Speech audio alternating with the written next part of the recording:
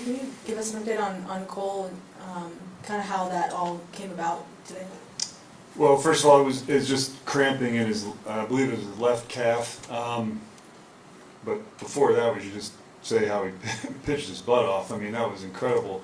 But yeah, he came off the field. I actually, he was walking by me, and he said something, but I couldn't tell what he said, so I just said, "You're good," like kind of joking with him, like he's definitely going back out there. And then he called me down the tunnel and just said, "Last couple hitters, my leg was cramping," and we've been through this before. It doesn't usually just all of a sudden stop happening, so we needed to make a decision, not a decision, we needed to make a move there, and so we got Sammy ready as quick as we could.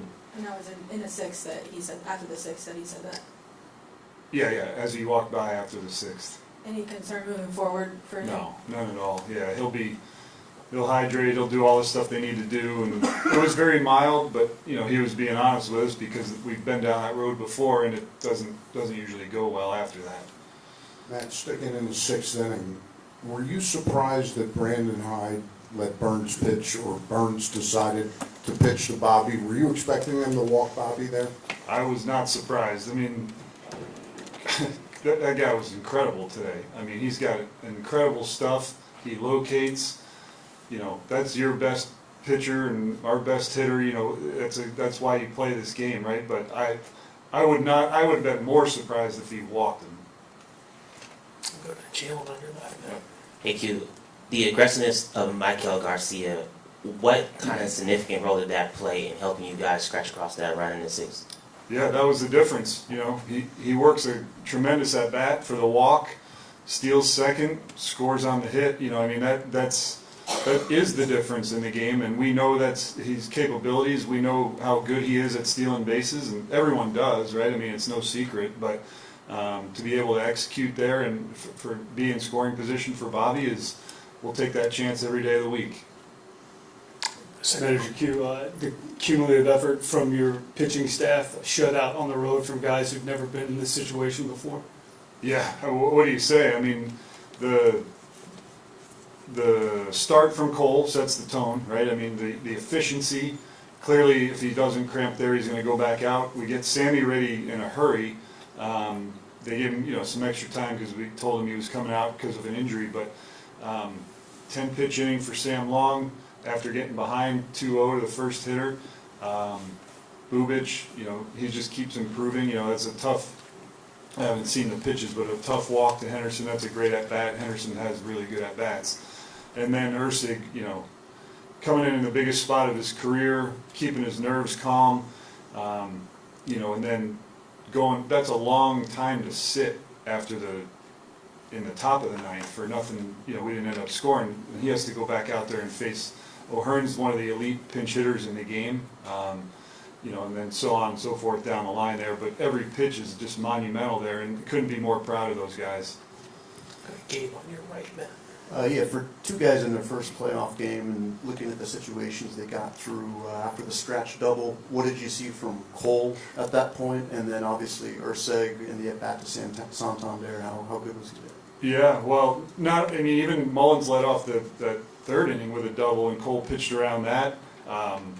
Coming around to the top of the order there, that's incredible. But the first and third, the 3-pitch strikeout, you could tell he was bearing down right there. And then we know how good Henderson is at the plate, and to get the strikeout there that's enormous for us. And you could see the emotion on Cole's face, and gave the dugout a huge boost. Go to Annie. Q, could you see any emotion from Reagan's at all going out to the mound to start this thing? I mean, given that this is his first playoff appearance. I don't think so. My interaction with him today, was we were dealing with the weather there, and so I communicated with him a few times, but he seemed very calm. He seemed, who knows what he was like on the inside. I'm sure you guys will ask him, but I felt really good when I saw those first two fastballs be 97, 98, and in the zone. So the fact that he was controlling his emotions and able to execute right out of the gate, and then the other thing that really made me feel good was the 7-pitch second inning. It got him back on track, and because it looked like Burns, he just threw one strike after another, so we didn't want that pitch count to get up. Sorry, just one more. Just if you could describe the atmosphere today in a 1-0 game and kind of how you managed through that at the end too, just being able to get that game 1 win. Yeah, you definitely want game 1, right? And we did just enough on the offensive side.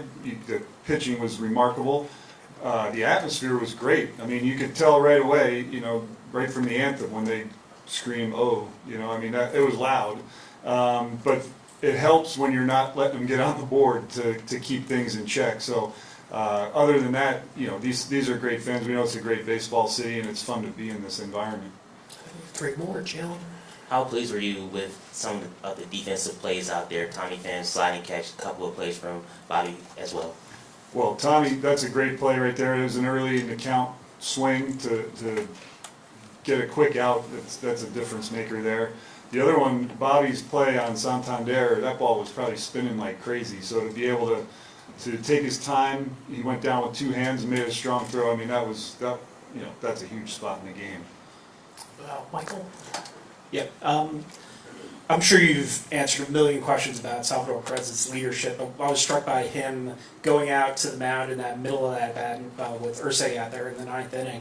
You know, what is having a leader like that on the field do for you, particularly with, you know, in partnership with a really explosive, excitable closer? Yeah, well, I'm glad you noticed that because Salvi does that frequently. He knows the right times. He understands. You know, he's been doing this a long time. He understands his role on this team as a leader, and he doesn't just go out there to go out there. He goes out there when he's got something to say and understands that he can make a difference.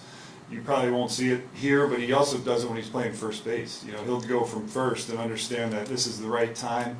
You know, he's a tremendous person, a tremendous leader, but in those instances, that's the guy we want out there to understand what's happening. We'll finish up with Rustin, back center. Hugh, just to go back to Cole for a moment, we've seen the numbers he's put up the last year and a half, but what kind of confidence boost did he bring to the clubhouse, just his presence since he got here last year? Well, I think when he got here, I don't know if any of us knew what was ahead, you know, but we were excited to get him. We had heard really good things, and then once August hit last year, it was remarkable. I mean, American League Pitcher of the Month. I think I might have mentioned, I don't know if it was today or yesterday, the fact that Cole approached the offseason and spring training like he was trying to make the team and didn't even entertain the thought that he might be the opening day starter will tell you something about his humility and his growth mindset and his ability to continue to improve. And that's why we've seen, as you know, baseball season's a long haul, right? So he's gone through his ups and downs. He's had a couple bumps in the road here, but this is what makes it all worthwhile for him to be able to go out there, step up, and show what he can do on a national stage. Matt, thanks so much. Congrats on your first postseason win. Appreciate it. Thank you.